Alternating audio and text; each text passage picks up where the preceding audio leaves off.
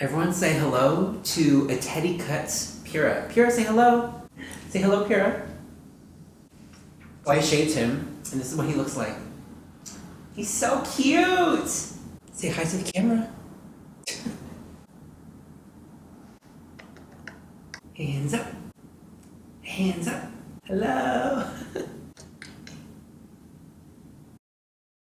Okay, hello, hi, Future Elias here. So before we get further into the video, I would like to thank today's video sponsor. They are, of course, none other than Book of the Month. They are, essentially, in my opinion, the best book subscription service out there. Their mission essentially is to inspire and cultivate a more curious and thoughtful culture. Every month, Book of the Month and their team, they compile this huge list of their best fiction for you, the audience, the reader, to choose from. And whatever books you choose, it comes in their signature blue box delivered right to your door. And with Valentine's Day just around the corner, I feel like this would be a perfect gift for a family friend, a loved one. I mean, you can even ask your partner or a situationship, wanting to take that pivotal next step in that relationship. You can tell them, hey, I think Book of the Month would be a really great Valentine's Day gift. Or if you're single, ready or not to mingle, it would be a perfect, great gift for Valentine's Day as well. All right, so this month I chose two books, A Season of Light and The Bones Beneath Our Skin. So I actually didn't even know, I wasn't even aware that TJ Klune, who I've read from before, had another book coming out. And for A Season of Light right here, I have never read from this author before. So you can find a lot of great new and emerging authors from Book of the Month. And on top of that, they literally have the best prices for any new released hardcover fiction book out there. So let's just say if you have a crush on me, you can click on my link down below, enter in the code CRUSH, and get your first book for only $9.99. You're welcome. Everything will be linked down below, and thank you once again to Book of the Month for sponsoring today's video. All right, and now back to, present Elias. Hello everyone, how's it going? Welcome back. My name is Elias, and in today's video, I'm going to be telling you guys the best books I read in 2024. So I've seen a lot of these videos. It's that time of the year, best, worst books, bookish stats, most anticipated reads. And for myself, I wanted to wait until the whole entire year was over for me to make this video, because I actually read a book on the last day of December. So I'm glad that I waited. Suffice to say, I feel like this was a really, really good reading year. This was the year I read so much fantasy. I'm pretty sure it's my most read genre. I was really bad using Goodreads in general, just entering any amount of books that I read on there. I usually use my notes app the most just to track what I've read, what I rated. I'm just gonna go on Goodreads real quick to see what my year in books is. And I have 14 books read on Goodreads right now, which is not true. According to the amount of books that I have logged into my notes app, I have read 60 books in the year of 2024. I'm pretty sure I read more in 2023. 60 books in a year.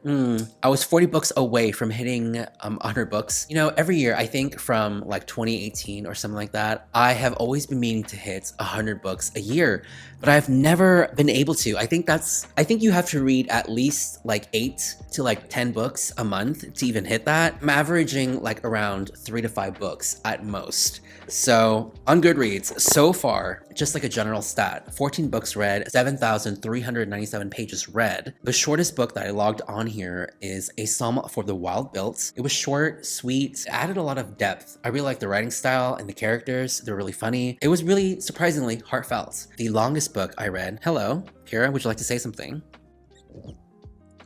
What was your favorite book of the year? That was a good one. So the longest book that I read at 1,088 pages is Words of Radiance by Brandon Sanderson. It was so good. You guys, spoiler alert, it's on my best books of 2024. Average book length 2024 is 528 pages. Words of Radiance is the most shelved. Least shelved is Mother of Learning. So good as well. Average rating for 2024 is 4.1. Highest rated was Words of Radiance by Brandon Sanderson. And my first review of the year, oh my god, I totally forgot I read this. I read the Mindfuck series by St. Abbey in the beginning of the year. I gave it a 3.5.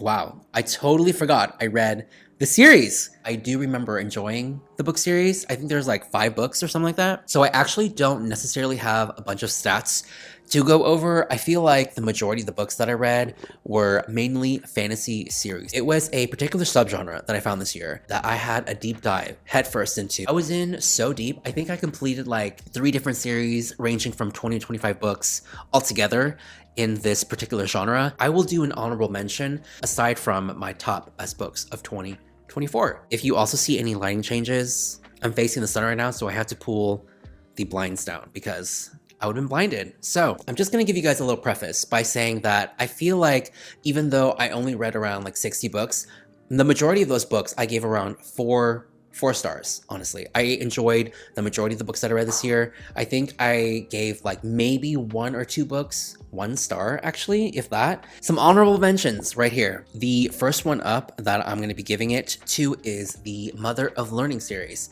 And this was my first venture into lit RPG. If you don't know what lit RPG stands for, it essentially is like a fantasy game, but in book form. Hence lit RPG. RPG stands for role-playing game, which essentially means you're a character that can interact within that magical fantasy world or setting. So a lot of these books take place in said fantasy world, right? But these characters just go through tenuous amounts of trials and errors and tribulations, leveling up their abilities or powers, going through dungeons, quests, and all that. So that has that element to it that I found that I really love to read in books. Mother of Learning is a really interesting take because it's about this character. In the beginning, he feels like a side character or a background character, essentially.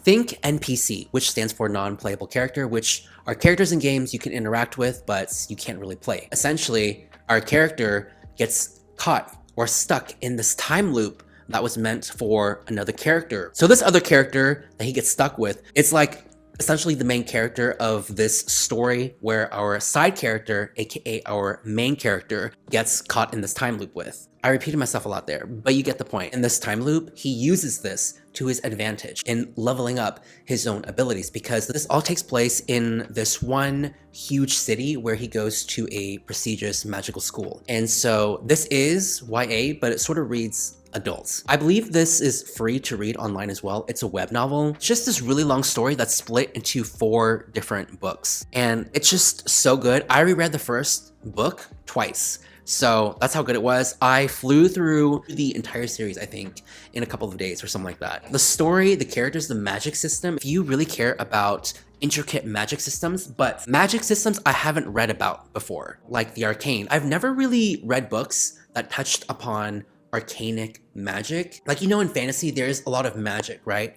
But this type of magic that is mentioned in this series, I've never really read or stumbled upon in any other fantasy book. If I did, it's really rare and can't really remember. But that is my first honorable mention. I absolutely loved every single book. The last book, amazing, incredible, 10 out of 10. So highly, highly recommend. Everyone who I've recommended this book series to and has read it, have loved it. So there you go. So the next honorable mention I want to give to is Pretty Girls by Karen Slaughter. This was my first reread of any thriller that I've ever read in my entire life. And I think this was perfect in that sense because typically in thrillers, I can retain and or remember essentially the plot twist, the big thing that happened, right? Hence why I don't really reach or reread thrillers in general. But there's something with Karen Slaughter. I dub her the queen of thrillers, essentially. I love all of her books. They never miss. They have the best plot twists of all time, essentially. This was one of the first books that I've ever read from this author. It was a really long time ago, way back when. It's just so violent, visceral, gory, a lot of trigger warnings. Pretty much one of the most violent thriller books I've ever read. What I love about her books is that there's just so much depth. From the characters to the storytelling and her writing. You know, in most thrillers, all you care about is essentially the mystery, the suspense, the twist, right?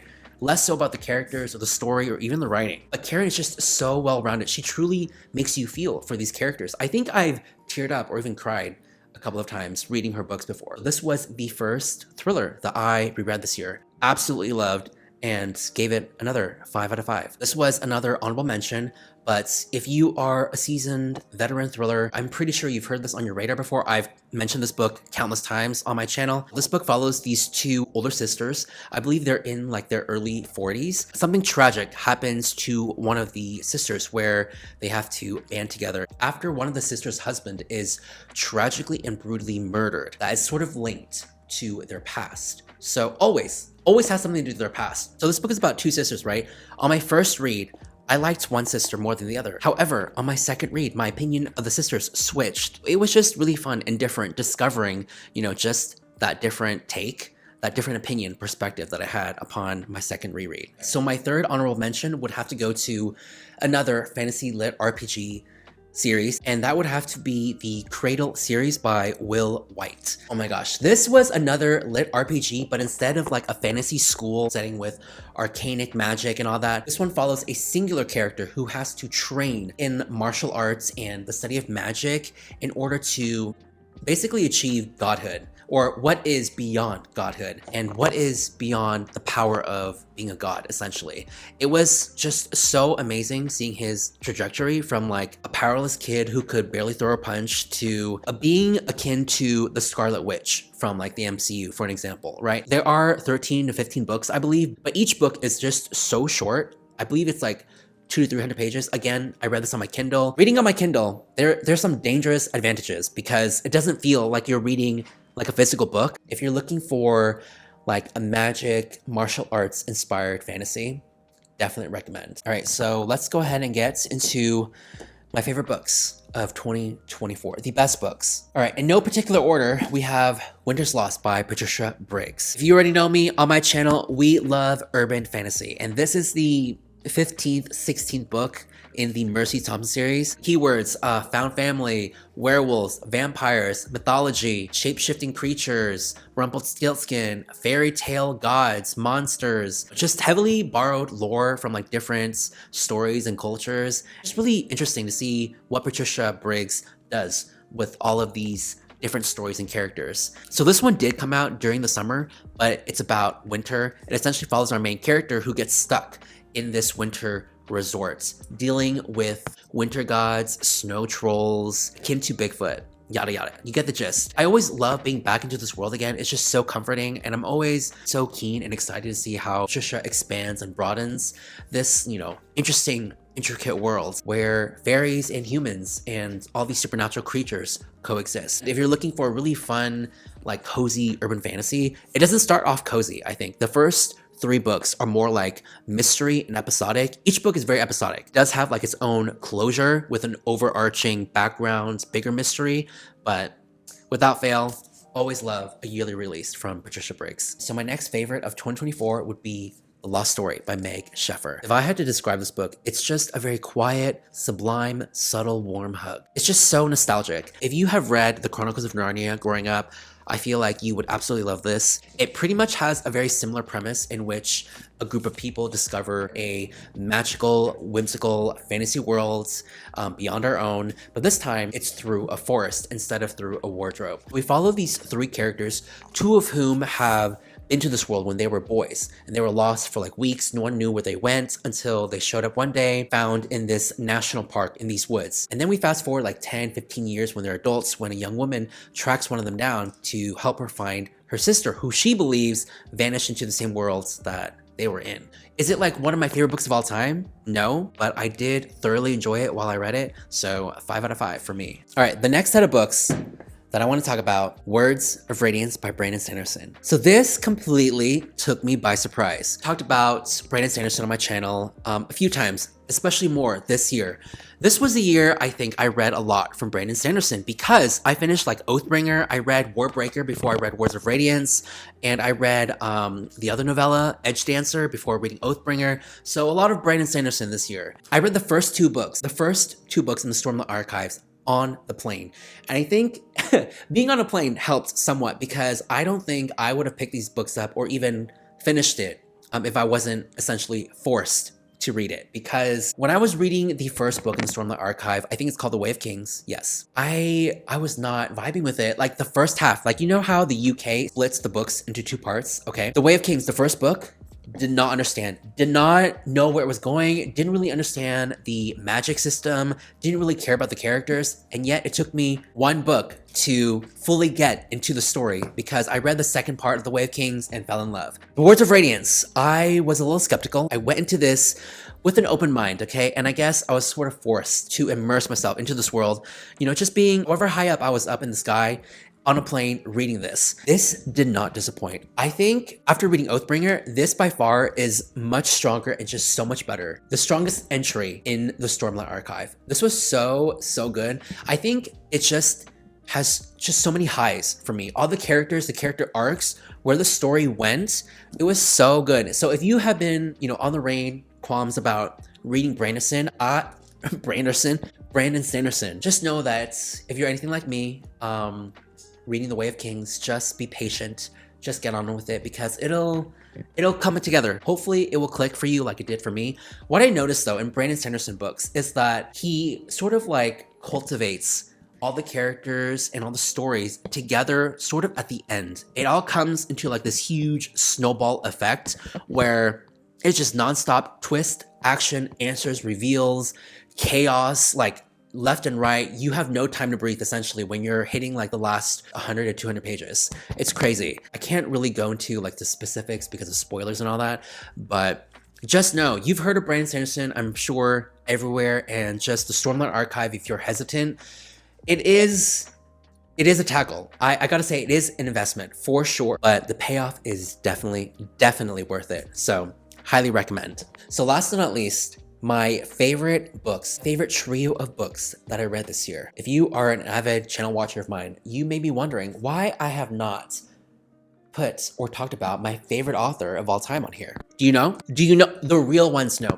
Robin Hobb. You already know. This was the year I finally finished 7 books in a span of like a week, essentially. I read and completed The Realm of the Otherlings by Robin Hobb. I finished 2 of the series this year, which was the Rainwild Chronicles, comprised of 4 books, and the Fitz and the Fool trilogy, comprised of 3 books. We're here to talk about the last trilogy because it was so good. Okay, you know how I can't even give you the synopsis of the last trilogy of the series because it would spoil like several key points of the entire books, of the entire series in general. So just know that I have made specific videos, okay, for each subset series. So The Realm of the Otherlings by Robin Hobb is comprised of 16 books, right? 3? No, Assassin's Apprentice, Last Trader trilogy, Honeyman trilogy, 14, 11. Wait, how many books? How many books are there? How many books? I'm tripping. 1, 2, 3, 4, 5, 6, 7, 8, 9, 10, 11, 12, 13, 14, 15, 16. Okay, I was right. Oh my god, I had to do a quick Google search. So there are, I literally just counted. 1, 2, 3, 4. 12 plus 4 is 16. So it's a 16 book series. And I know that sounds like a really heavy investment after I said what I said about Brandon Sanderson. But hear me out. Robin Hobb does characters way better than Brandon Sanderson, in my opinion. So I read and completed all the books in The Realm of the Otherlings, okay? So good. Highly recommend. I made a video talking about each series because they're all broken up into like trilogies, essentially. And coming from Brandon Sanderson, I think he does like story structure really well, just adding different layers and elements into the story that all come together into like the most flavorful snowball ending ever, okay? Didn't really make any sense. But with Robin Hobb, she does characters, details, like intricate details, just the overarching trajectories of these characters so much better. Like characters really matter to me. So if characters really matter to you in stories, if you are a character-oriented person, Robin Hobb is your gal. So even though Realm of the Otherlings, the series itself, is pretty popular, I still would dare say that Robin Hobb is still criminally underrated. Like, I don't know, not a lot of people that I know have stuck and finished, like stuck out to the very end. Like, yes, people have picked up some of the books here and there from like these different trilogies. How many of you guys can say that you finished all 16 books? Not very many of you. I can say that for sure. It's just so good. Like the investment, the time, the ending, it is just like I truly felt like I have lived a full, fulfilled life. And I'm happy. I'm so happy and fulfilled. Like words and feelings, like no words can describe the feelings that I went through, at the very end, like at the very start to the very end. Beautiful. Just beautiful melody, just a beautiful sentiment, glorious masterpiece work of art. Like I literally have nothing bad to say. I mean, I do have some things, obviously isn't perfect, but the ending of the series just made it, it's just so poignant, so beautiful for me. I mean, I made a whole dedicated, like non-spoiler review and spoilers for all of the books in the series essentially. And I have not done this with any other book series, even with some of my favorite books of all time. So that's when you know you have to go and check this series out, please. That in a nutshell, I guess, are my favorite books of 2024. I do hope to read other different genres this year in 2025. The light is just not it, you guys. But anyways, wait, look at Pyrrha. Pyrrha, Pierre, say hello. Woo. Oh. Hey. Hey. Hey. Well, this is where I'm gonna end the video. My first video of 2025. You can see like the filming shadow behind me. Oh my god, this is terrible. That is pretty much it. Thank you so much for watching, everyone, and I'll see y'all soon with the new video. So, goodbye. Queen, never cry. Lock in. Lock in.